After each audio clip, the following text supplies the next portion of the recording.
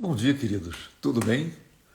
Conforme nós havíamos dito, cá estou eu de volta toda quinta-feira, logo cedinho, 8h30 da manhã, para compartilhar as coisas da vida, as coisas da nossa vida e compartilhar com vocês como Deus tem sido propício em todas as áreas da nossa vida. E a ideia não é trazer aqui uma lição de moral para você, mas pelo contrário, abrir o coração e mostrar quem somos. Quem sabe por meio disso, pela misericórdia de Deus, não usa esse momento para que você possa refletir e se entregar plenamente a Ele. Eu vou tentar fazer uma coisa aqui, que não sei se vai dar certo, eu não sou muito bom no Instagram, mas eu quero mostrar para vocês uma coisa que para mim é muito especial, olha só. Esse é o quintal da minha casa. É lindo, é hipnotizador. Eu acho realmente muito lindo, não é porque eu moro aqui não, mas, puxa, essas árvores me hipnotizam. Mas voltando para uma imagem não tão bonita quanto o quintal da minha casa, cá estou eu para falar de dois amigos especiais. Eu não sei você, mas com toda... Eu tenho certeza que sim, com você também. Toda criança, quando criança, ela quer o quê? Crescer. E eu não era diferente, eu era louco para crescer. Eu olhava fotos do meu irmão Abel, que era meu irmão mais velho, que acabou sendo como meu pai, porque meu pai morreu cedo e ele que me criou. E ele era, na época, quando eu era criancinha, ele era soldado. Eu via a foto assim do Abel fardado, eu falava, puxa vida, eu queria ser desse jeito. E até hoje eu procuro ser como o Abel, que é uma pessoa que eu admiro muito. Mas eu achava bonito aquilo, imponente, aquela farda dava respeito. Mas eu não crescia, eu era criança. A coisa demorava. Até que chegou numa fase que foi pior ainda, chama-se adolescência. Nossa, o mundo parecia que conspirava contra mim. Eu queria crescer, gente. Eu queria ser gente grande. Entende-se, eu queria namorar. E as coisas que eu via que gente grande fazia e naquilo que eu observava, parecia que elas eram importantes, mais que de fato eram, mas eu as via assim. E a coisa não passava. E para completar, eu sempre tive... Eu tenho duas fases muito claras. Até os 30, quando eu casei, as pessoas achavam que eu tinha 15 anos de idade. E eu casei com 21 para 22 anos. Eu tinha cara de menino. Não tinha jeito, eu não envelhecia. Tipo Benjamin Button. Aquela cara de menino. E eu queria ser adulto. E parecia que o mundo, na adolescência, parecia que o mundo conspirava contra mim, porque tudo que eu tentava fazer era muito claro. Eu falava assim, bicho, você é menino ainda. Você não é adulto.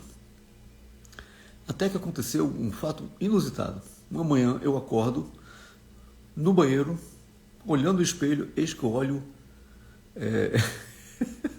2 fios de cabelo. 2. E como na época eu era roqueiro... Oi, Sandra, bom dia, querida. E como na época eu era roqueiro, eu adorava o Led Zeppelin, eu batizei os dois, eu chamei um de Led e o outro de Zeppelin. Coisa ridícula. Tem hora que eu não acredito, eu vou falar isso mesmo. Eram meus amigos, Led Zeppelin. E aquilo eu ostentava com o maior orgulho, porque eu falei, poxa, enfim, agora eu estou crescendo. Porque ter cabelo no peito, haja visto o Tony Ramos, que na época era um ator famoso. Então eu falava, agora eu estou crescendo. Mas era interessante essa minha busca por crescer, porque no fundo eu queria ser notado. Eu queria ser notado pelos amigos, pelas meninas, eu queria ter significado. Eu queria que as pessoas reconhecessem quem eu sou.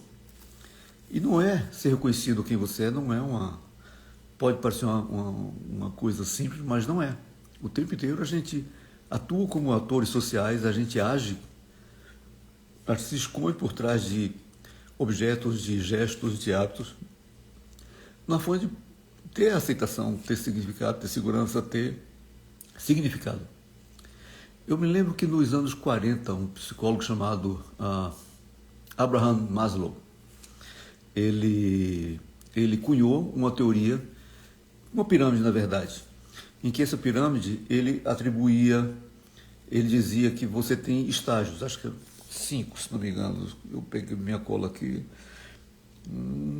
5 significados, 5 passos, 5 necessidades. A primeira fisiológica, quando você atinge a necessidade fisiológica, você ia para a segurança. Uma vez que você atingiu a segurança, você quer agora satisfazer necessidades sociais, ou seja, amor e pertencimento. E por fim, depois você tem isso, aí você quer estima e autorrealização. Isso é uma teoria que ele lançou na época, que tomou conta do mercado. Hoje já existem variações dessa teoria. Mas é interessante como desde então essa sistematização tomou conta do mercado. A propósito, eu tenho um vídeo que eu fiz recentemente na Verso Stream, no nosso canal no YouTube. Estou falando no YouTube se você estiver me vendo no Instagram, ou aqui no YouTube se você estiver vendo no YouTube. Onde eu mostro, o título do vídeo é O Evangelho e a Indústria do Entretenimento. E eu dou uma pincelada, um overview de como funciona esse mecanismo de comércio, para que por meio de coisas, de hábitos e objetos você crie que você de fato tem significado. E eu julgava que se eu tivesse coisas que o adulto tinha, fizesse coisas que o adulto tinha, eu teria toda a minha vida satisfeita. Mas uma vez que Deus, o Senhor me alcançou, eu vi que Deus trata a coisa de maneira mais simplista. Enquanto o homem, talvez por uma questão de sistematização apenas, e entender quem ele é no afã de buscar ser feliz, ele alça e se lança essas camadas, o Senhor no Salmo 37, 4 e 5, ele é muito objetivo. Ele fala assim, a graça do Senhor, vou ler, para não errar. A graça do Senhor, e Ele satisfará os desejos do teu coração. Entrega o teu caminho ao Senhor, confia nele, e o mais Ele fará. Se você decupar, se você fizer uma exegese rápida desse texto, você vai ver que aqui dentro tem 3 conceitos fundamentais: satisfação, significado e segurança. E Deus fala que essas 3 coisas que dão significado ao homem, que dão plenitude ao homem, a gente só vai conseguir nele. Eu fiquei pensando, puxa, até 2, 3 dias atrás, eu e Ranuz, nós estávamos em Porto de Galinha. Um lugar paradisíaco. E é simbólico falar que o lugar é paradisíaco, porque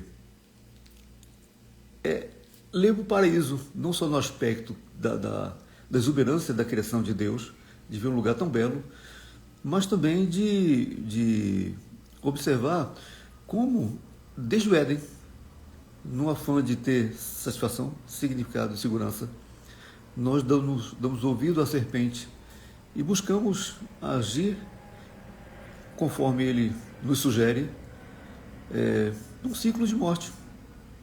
É triste ver como nós assumimos. Na praia a coisa é muito evidente.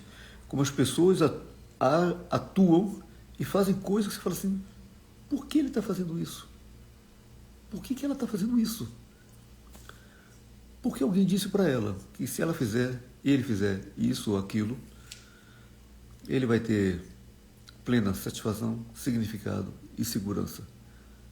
Isso é um ciclo de morte, porque quanto mais a gente faz aquilo que a serpente nos manda fazer, mais a gente vai em caminho à morte. Na terça-feira, enquanto eu estava ajudando a Ranúzia na live dela, de repente não chegou a mensagem. O tio de um grande amigo tinha falecido. Por ironia, o nome desse tio era o nome desse meu amigo. E é como se fosse nosso terceiro filho, Guilherme. Meu coração veio na boca. Ranúzia falando de esperança, e eu falando assim, gente, nós perdemos o Gui. Era difícil se manter firme ajudando para que ela não fosse atrapalhada, né? Mas na verdade essa palavrinha-chave, morte, que é uma palavra que quando a gente assume esses papéis sociais e atua tão visceralmente em busca delas, no fundo a gente está querendo fugir dessa palavrinha, morte. Porque na morte, que é uma coisa, desculpa, eu te falo tão cedo sobre isso, mas é inevitável. A morte nunca deveria ser surpresa para ninguém, porque é inevitável. Todos nós vamos morrer. É inevitável. E a gente não sabe quando vai ser, nem como vai ser.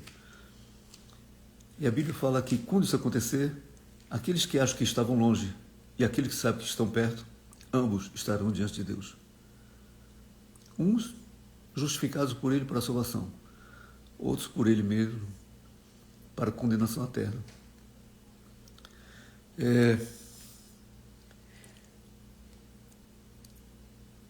Quando criança, eu queria crescer. Eu queria ter significado, eu queria satisfação, queria segurança.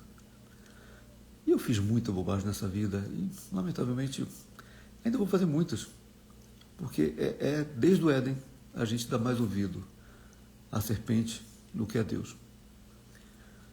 Mas a promessa do Senhor no Salmo 37, 4 e 5, como eu li, é: a graça do Senhor e Ele satisfará os desejos do teu coração. Entrega o teu caminho ao Senhor, confia nele e o mais Ele fará.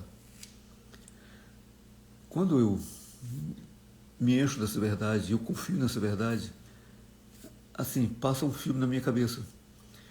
Porque um filme, não mais de um ciclo de morte, de falar, eu pensei dessa maneira, fiz isso, que horrível, hoje eu me nojo, eu tenho vergonha de lembrar dessas coisas que fiz. Mas, pelo contrário, eu vejo a mão de Deus agindo sobre todas as coisas. E falo assim, puxa vida, apesar disso, apesar de quem eu sou, o Senhor fez isso, fez aquilo. E desde o início, não era eu, mas era Deus. Então, quando criança, eu queria crescer. Quando adolescente, mais ainda. Mas a gente cresce, a gente se realiza quando a gente está plenamente em Deus. E o caminho é feito. Não tem condição, exceto crer no Senhor de todo o coração. Entregar a vida a Jesus, não tem outro caminho. É o caminho que Ele diz que Ele era o único caminho, a verdade e a vida. Eu nunca imaginei que um dia eu seria crente, que um dia eu falaria essas coisas que eu estou falando hoje. Mas que bom que Ele me alcançou. E Ele te alcança.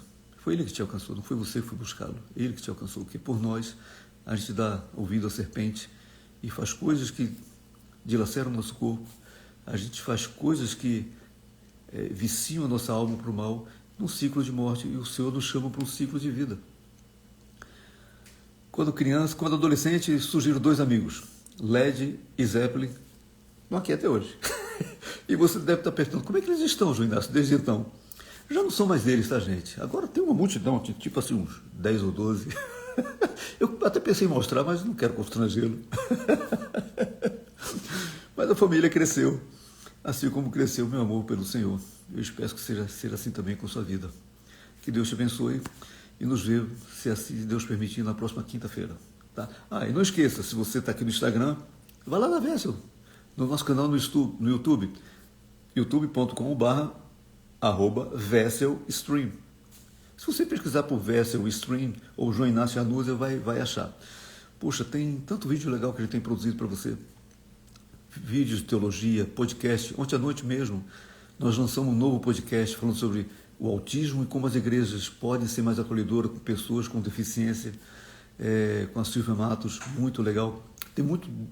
Tem vídeos de teologia, tem esse que eu falei para vocês sobre o Evangelho do Entretenimento, tem devocionais feitos por mim pela Ranúzia, tem, que mais, gente? Vai ter música em breve, tem as reflexões que a Ranúzia faz como conselheira bíblica, enfim, o que não falta é conteúdo. Eu espero que seja útil para a sua vida, tá bom?